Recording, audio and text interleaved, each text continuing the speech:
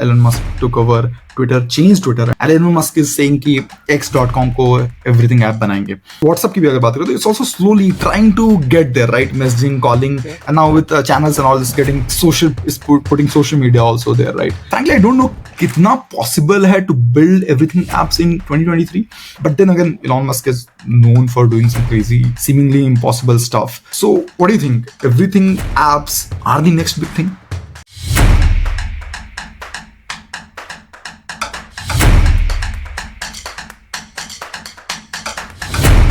Venky, Plivo is a classic example of a brilliant SaaS company coming out of India, and you have charted your own way, right? अपना खुद का, for example, Zoho went completely all bootstrapped, right?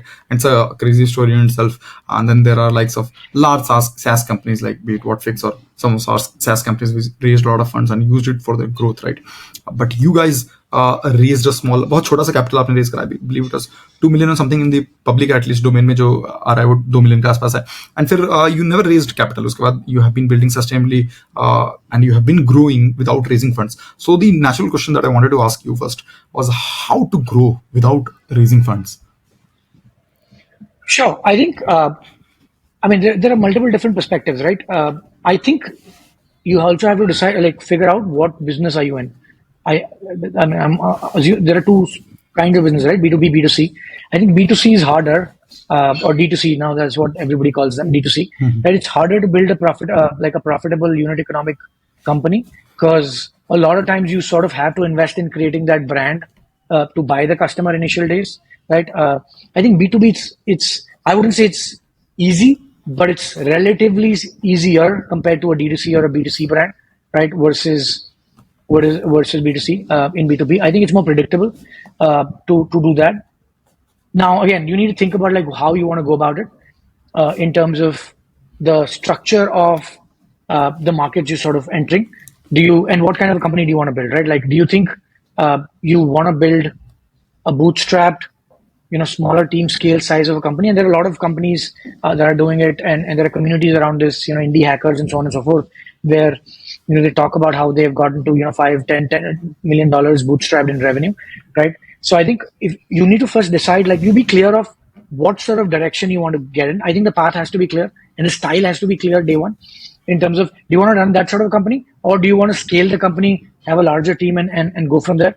I think those questions to be asked are you have to have clarity around that. That's point number one. So point number two is, once you understand, let's say you're on the second piece, which is around building a larger team and being able to scale from that, I think it is important to then figure out how are you going to get your customers. Do you have a way to get customers that does not require you to spend a lot of money? I think that's very, very critical, and you have to be smart about that. I think in the 2010s and in that era of that decade rather, we saw a lot of folks talk about growth hacking, right? Building your organic motion, minimal viable product, minimal viable startup. There was a lot of that happening, in that decade, right?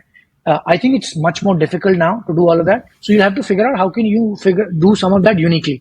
For us, we initially figured out, or we piggybacked on, I can talk about how we did some of that, right? For us, what worked is we did not try to create a market. There were market leaders already in place, right?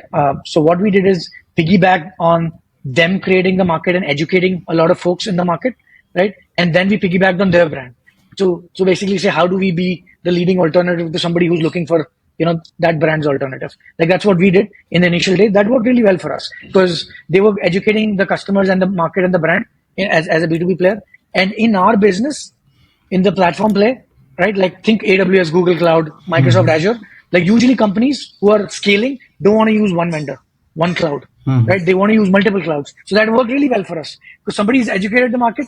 They're starting to spend money and they're starting to use these services, and then they need another provider, and then we showed up, right? So that worked really well for us. So I think you have to go back and think in your business, what can you do? So this was our growth hack, if I had to sort of think about it that way, right? So I think you have to go back and think, what can you do uniquely for your business, or what do you understand uniquely about your business, and what can you apply to it from a distribution perspective that you don't have to go spend a lot of money. So we decided early on, we will not spend money in educating the customers and create a market, right? We were very, very clear on that. In fact, we're launching 3 more products now to the market, 3 more solutions to the market, and we're taking the same play. We don't want to go educate the guys on like those markets. We picked large existing markets, right? And we're saying, okay, which means by default you'll have competition, and we're fine with that, right? But we then need to figure out how do we differentiate, and then go plug ourselves in there. Like that's our play, and we want to just repeat that. So that's our playbook. I don't know if this is every founder can just blindly go copy that. I think you will have to figure out who's your audience, which market are you in, is it an existing market, or are you creating new markets, and then you got to figure out what the playbook is for growing profitably. So let's say, Venky, a founder picks up a market where there is existing competition, right? And it's a well-informed market, decently developed, right? What happens is the next step that you have to do is find a differentiation, right? Yeah, Your product has to be differentiated or has to add a certain value that is lacking, right? Now, how do you go, and that's a tough step to crack, right? How do you build a strategy to, or how do you do that? How did you do that? yeah, Like, let's say. yeah. Yeah, I mean, I'll just talk about our stories. Right? I don't think it's easy to build a strategy around it, because if there was a playbook, everybody would be doing it, right? I think so. I'll tell you what we did, right? Like, so I mean, our first customer, like I said, told us what they want.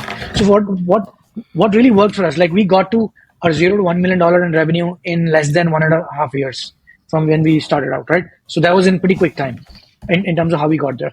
Every single customer who paid for us to get there to that number, to $1 million in annual revenue, we just like did what they asked us to do. We did not think too much. We basically asked them, what do you want? They would tell us what they want. We would just do that. And I mean, I mean, just to give you some data, right? Out of those customers who helped us get to $1 million in revenue, almost 85-90% of customers were all second time buyers, meaning they were using a platform and then they came to us, you know, as an alternative for XYZ reasons. And we didn't know those reasons at all. They would tell us, like when they would come us, they would find us, they would tell us those reasons, and they would be like, okay, look, this is what is missing. Can you do this for me? We'd be like, yeah, sure. And then we would just build that in quick time, go live, and they would find value in that, right? And those could be features, that could be coverage, meaning for us being available in X number of countries. So those could be coverage. Those could be that could even be simple things like how quickly you build something for them in terms of what they're asking for from a roadmap perspective. So their entire white glove onboarding experience, right, of you being a smaller company. So how do you beat a larger company? By giving them that experience, right? And then I think the last piece is sort of being ahead of the curve. So we sell to technology folks, like we sell to product leaders, engineering leaders, and developers, right? Those are the folks who use our APIs. So like when we talk to them, we are also developers on the other side. We didn't have sales folks initially. So when we would talk to them, they would love that engagement. So we could tell them, what are the best practices? How do you write this code? How do you structure this? All of that. So that entire experience was very unique to what we did. So I think it could be a different number of things that could matter to your customer segment on the other side. But I think you have to talk to them and understand what really matters, right? So I think that's the key. I don't think there is any standard playbook strategy that you can just do and rinse repeat, right? Which is why I think your customers will tell you that. Talk to them, listen to them, and like Paul Graham says, right? Talk to your customers. Get out and talk to your customers. I think that's the key. You have to understand what they want and go build that. I think it's a classic case of what YC advisors build in public, right? Build with your customers, build with your users. I think I think Ikbar, or I want to discuss about the fundraise bit and being profitable, right? Which is very unique to what you guys are building, right? Especially in 2023 में अगर बात करें तो 2023 में profitability is like a unicorn, right? Nobody's able to find it today, right? तो कोई profitable, I'll give you an example. Let's talk about a profitable company like Plivo, right? Let's say Razorpay, right? 2021 में Razorpay was making profits, but April 2021 में Razorpay, they raised funding of sort of around 100 crores. Again, December में फिर से fundraise करा, they raised around 3,000 crores, if I'm not wrong. Then again 500 crores and so on and so forth, right? तो fundraise ना एक important part होता है बहुत सारी companies के लिए उनकी growth strategy का. So ये profitable companies raise क्यों करती हैं? Why do they raise, Venky?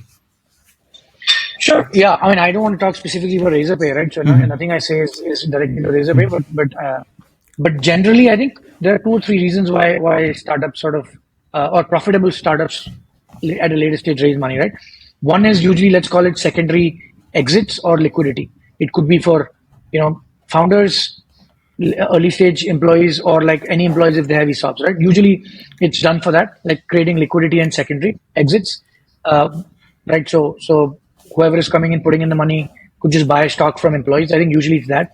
Second, I've also seen investor swaps happening. So they would raise a large round, but none of that money or a large portion of that money never comes into the company, right? Usually there's an investor swap happening. So the new investor is coming in buying stock from an old investor, but that's an opportunity for the company to announce that raise because it's marketing, right? So I think that's a second reason why companies or late stage funding happens. And then some companies just want to have more cash in the bank, right? Like they want to load up cash in the bank because you never know what's going to happen. So again, I mean, I don't want to talk specifically for Razorpay, but there are companies that while they say they're profitable, the profitability is not meaningful enough. They're barely profitable. I mean, call them break even, right? Like 1, 2, 3, 4, 5% EBITDA positive. And that's not sustainable for them to sort of be able to be confident that if there's a market downturn happening, right? That's risky. In the near term, they could quickly go non-profitable, right? So that's not like really profitable, right? So that's why you just want to load up more cash in the banks to be able to feel more secure, from a long-term perspective. So that's the third reason why usually companies do that. But those are the broad 2 or 3 reasons why companies raise money even when they're profitable. Got it. And all your startups have been profitable, right? And whether we could call it businesses, we could call it startups. But you started with tech startups to probably a cloud kitchen business selling momos, like you said, right? Ahmedabad में जो आपने start करा था, क्या principles हैं जिससे you get to profitability everywhere that you start a company? Yeah, I had three before this. So one was like I said, a dot-com, VoIP company. A second was the fast food outlet, and then third one was actually a robotics company. I mean, it was not a company, but like it was one person shop. Let's just say that, right? So I think it comes from and then Plivo.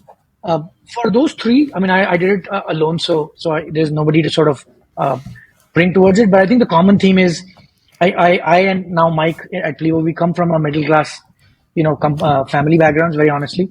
So for us, or I mean, for me in those three, and then now for us, it's sort of ingrained in the DNA that like, you sort of have to make the money before you spend the money, right? That's how we are sort of brought up in our early childhood with our families and all of that. Like I've seen my parents go through that, and where both of my parents are working, and Mike's similar upbringing in terms of all of that. So it's always been like, a rupee saved or a dollar saved is a dollar earned. That's how we are, right? And even today, right? Like even today in our company, we're very, very frugal, right? Frugality is not our values, but it's one of our sub values, right? Like ownership is one of our values, and we talk about, like think about how you would do if this was your company. We tell this to all of our employees and team members, right? So frugality is part of that. So would you spend this money if you were running your own company? So that's how we think about it. And I think it comes from just that one thing, that one DNA there, where, if like, just because you've raised money, let's not go spend that money.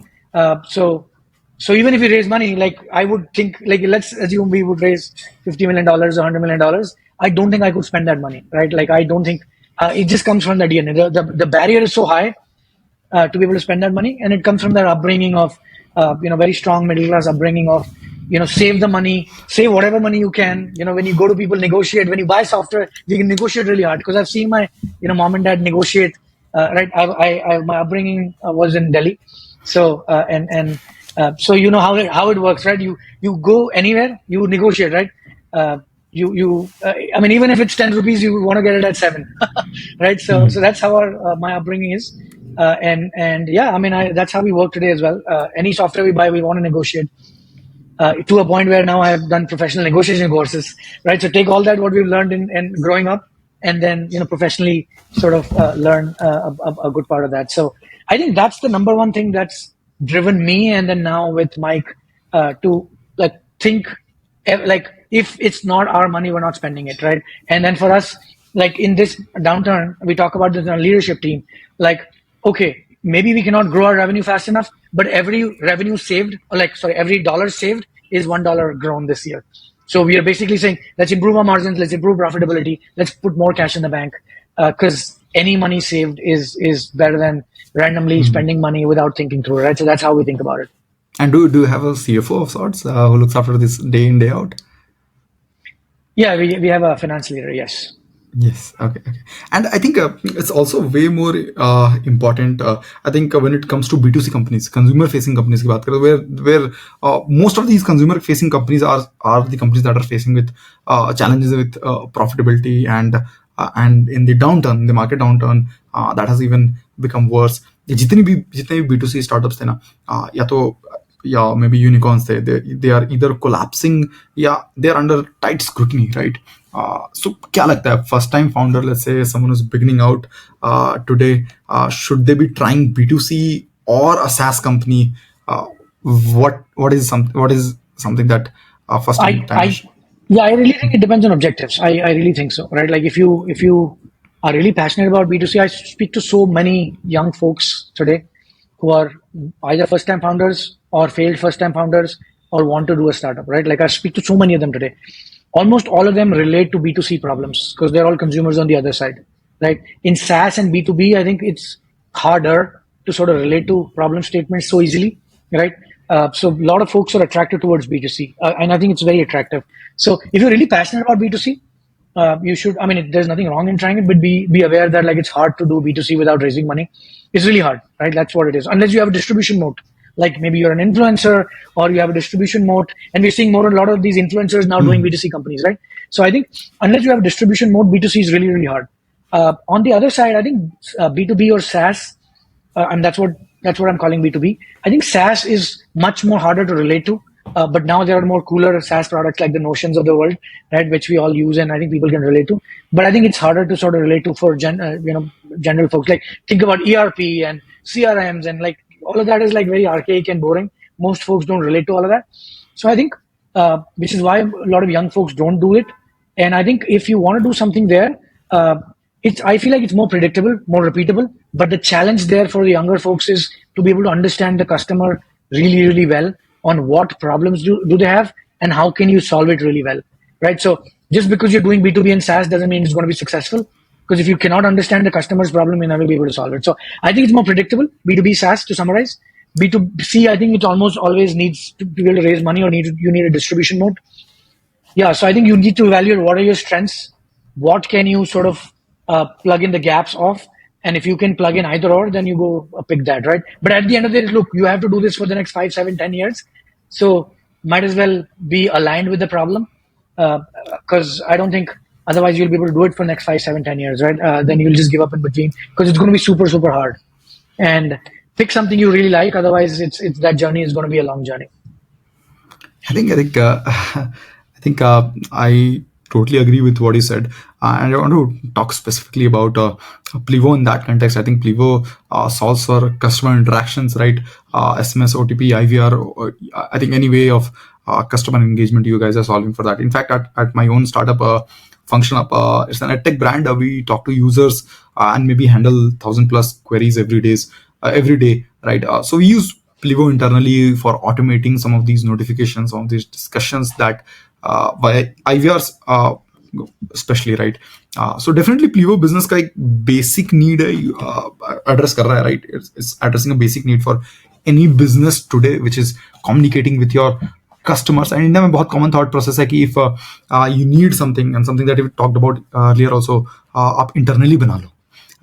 But reality में this what it does is कि it digresses you from your core product and businesses जो आप बना रहे हो उससे आपको digress करता है. That's the foundation of SaaS companies in general, right?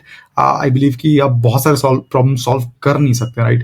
आपको एक दो major problem पकड़नी चाहिए और उसमें deep जाकर you need to solve it right? And I think Plivo, for example, has done this brilliantly. So kudos on that. But I want to talk in general about the new platform also that you guys are building. You launched Contacto, right? Which was a single place to handle all customer discussions, be it WhatsApp, mail, SMS, voice, whatever, right? What led you to Contacto? Yeah, sure. No, I think the thought process we have is very simple, right? Like right now, I'm at a point where I think like our next milestone is that 100 million in revenue, as most companies do.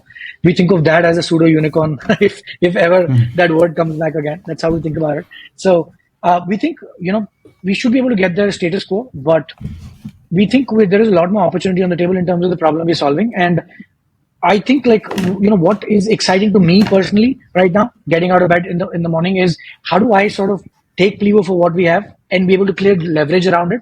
And for us, the leverage is creating a startup studio around it, right? So how YC has, model of a few folks there who then, bring new startups in every year. They fund, they invest, and then some of them become outliers. That's the model we want to think about, right? So we have good cash in the bank because of our core business right now.